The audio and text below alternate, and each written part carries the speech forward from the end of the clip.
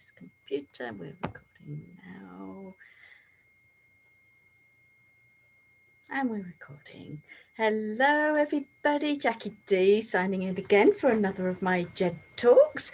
And today I am delighted to welcome Jools Williams. Welcome, Jools. Hi, Jackie.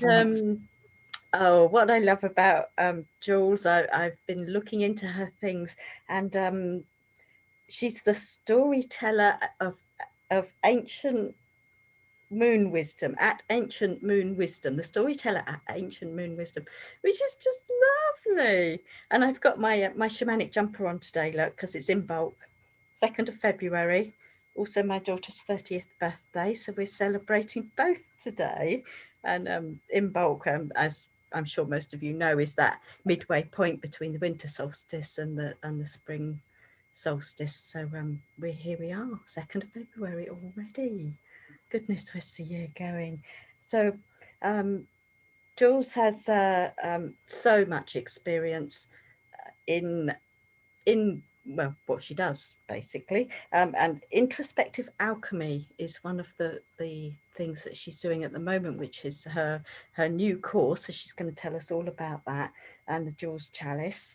And also Jools looks after dogs. She's a dog whisperer, and of course, where I've done so much pet sitting over the last few years, I'm quite into dogs too, so we've got something in common there. But Jools has been doing it for years, and I've only just been doing it for a couple of years, so she's a little way ahead of me.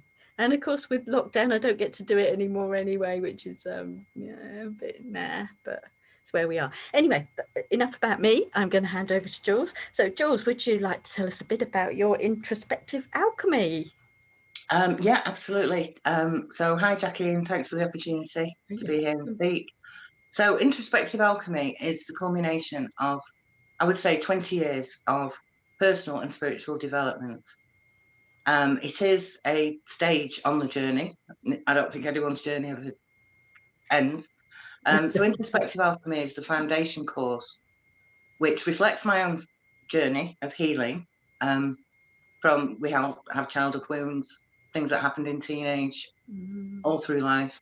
So it is, the reason it's called alchemy is because I believe that the trauma and wounds that we suffer when we go out and have a life apart from that, the two things can meld. And eventually I believe that most people can look at their wounds and use them as almost a springboard for a healing process, i.e. turning lead into gold. And I've always been fascinated by alchemy, never really understood what it was, and it sounded very chemical and scientific, and that's not my path. So when I went on a particular course and discovered that alchemy pretty much just describes a journey of development to an elevated place, whether personal or spiritual, I decided to use the word alchemy. And I did do some research into proper alchemy by reading some old textbooks, and got the shock of my life when I found out how the ancients used to do alchemy. And that's another story. So oh, I'm intrigued now. I'm intrigued about that one.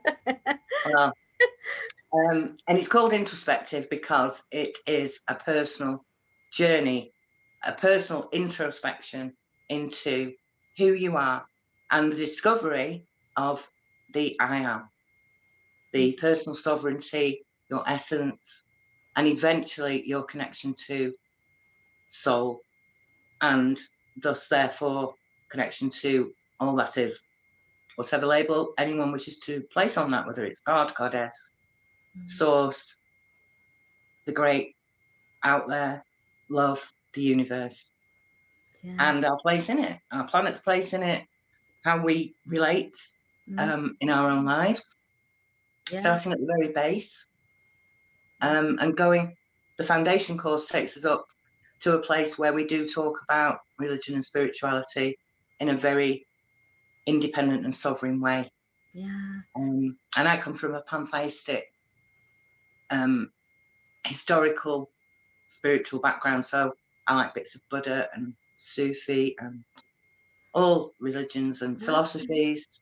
And that's what I find interesting about these talks. We've got this theme that when we get to a certain age, or when we have certain things that present to us in our life, and they're wake-up calls, aren't they?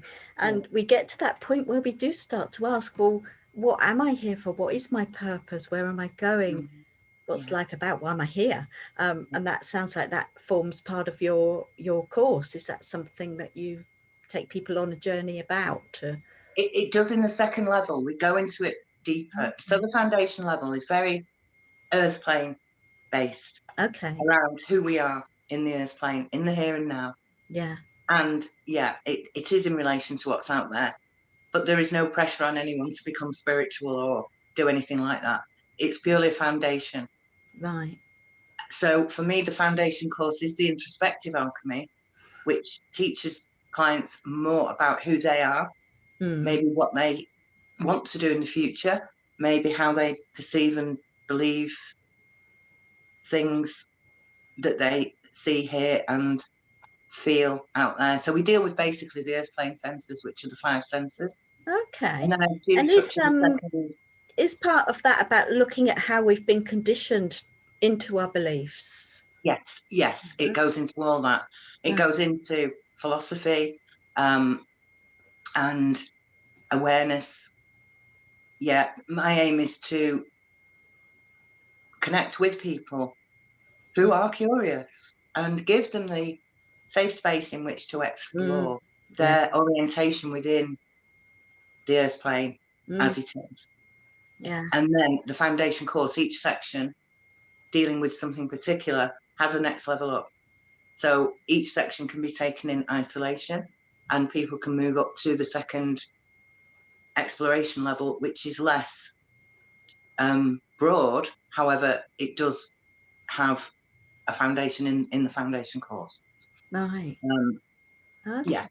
So the second level up is much more in depth around any of the subjects that we discuss within the foundation course. Okay. And are these done on a one-to-one, or is it a group session? How does it work? At the moment, they're one-to-one, and that's because I used to be a facilitator and mentor for a national crisis helpline. I used to train volunteers, and I could facilitate 30, 40, 50 people in a room, stood on a stage. It wouldn't bother me. Online, I have a little bit of a techie challenge there. So I am putting things in place personally to hone my skills of holding groups online, which I'm okay about, but there's something tells me that I feel I need to do a little bit more practice out of the professional scene, just do it in other areas, just to practice holding groups. And I'm absolutely fine on one-to-one. And at the moment, they're being offered on a one-to-one basis. Okay. Each section is 2 hours. It's an 8-week course, 2 hours of Zoom once a week with pre-prepared sort of stimulus materials. And that's with you personally, so you're guiding and helping people through the journey. So that when they come to the first session, there is some stimulus material there, should they wish to use it, because it is client-led all the way. It's client-led all the way. Wow. And that just sounds, for someone coming into this, new to this sort of journeying, wow, what a wonderful experience to be able to have that support, and to go into one of these programs and have that support. And as you say, you've got to feel safe. There's got to be the safety there, because you're doing big stuff and making big shifts. And that's what I'm loving about this, and how great that we can get onto Zoom. We do have this facility, and perhaps lots of people right now are exploring that, because one, they've got the time, and 2, they might have been reflecting over the last year and are now ready to move forward. So it all sounds absolutely fab, Jools. My dream is that people will be attracted to this, find the foundation course very stimulating, and will drive them onto the second layer, the second level, and eventually decide that, this is something I want to do too. And then the sky's the limit, because the more people that can get this supportive kind of introspection out there. I think it elevates the energy, elevates the vibration of the person, which then leaks out into their family, community, people they work with. And if they're then teaching others, facilitating for others to do the same, it's almost a matrix of expansion. And if I can just, if I could just help one person do it, and they can then go on to help another one, you know. And that puts me in mind of the phrase that and I've heard lots of time, that you can't change other people, but other people will change in relation to you when you make those changes. So, absolutely. Yeah. I truly believe that it all comes from within. Yes, because they have to react. If you change, other people will react to the new you that you become. No, that they have to, because you've changed. So it's all about making yourself first. Yeah, absolutely. And I think and there's a lot of talk about frequency and vibration, raising your vibration, but if we can use those words for ease of reference, if I feel I've raised my vibration, then obviously people around me notice and might be curious, and often come up to your level with little or no effort. And I remember years ago on my journey speaking to my son about a philosophical or spiritual concept that had taken me quite a while to get to grips with. And I was just having an ad hoc conversation with him about it. And he just turned to me and he said, "Oh yeah, I get that." And I said, "Really?" And he said, "Yeah." And I said, "You just got that in 5 minutes." I said, "That's taken me about 3 to 6 months to get to grips with." And I spoke to my Reiki master about it, and she basically said, because the way showers and the trailblazers, the light workers almost, if you want to use that sort of phraseology, they prepare the path. So they're doing the work. They're doing the hacking of the trees to get the path through the forest. And then the people behind that follow them, they just walk on the path that you've already made. So I thought that was a great analogy. Yeah, that is a great analogy, isn't it? And that people come to things in their own time, when they're ready, when their minds are open enough to go down that particular path or that particular path. And reminded me of my son. I was doing a talk. I had a guy called Brett Moran on, who's been in prison, drugs and drink, and totally turned his life around, and now coaches other people. And my son came to one of his talks, and my son was about 19 at the time, 18, 19. And I looked over at my son, and he was on his phone. And I thought, "Oh my, you're not getting this, are you? You're not listening." And afterwards we got home, and I said, "Oh, it's a shame you didn't really listen to the talk." And he said, "What do you mean, Mum?" And I said, "Well, you were on your phone. I expect you were texting your girlfriend." And he said, "No, Mum, I was taking notes, and I couldn't get it down fast enough." So he was really into it, and I swear to this day it did really help him to get his life turned around too. So Good. You never know what you don't, and that's the thing, isn't it? And the right thing shows up. Another coach has told a story about being almost like a bit of a down and out, and someone just taking them by the shoulder and saying, "We're going to this workshop at weekend," and a one-day workshop, and literally turned his life around, and he's one of the top coaches in the world. Wow. Yeah.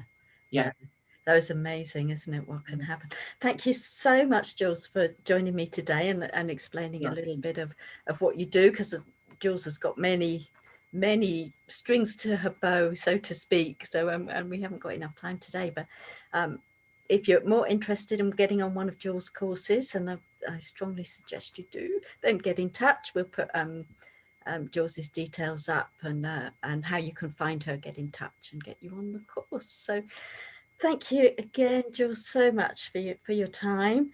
And if you're interested in getting a talk out there on my site, get in touch with me. If not, I will see you next time on our next lovely talk. So thank you for listening. See you all again soon.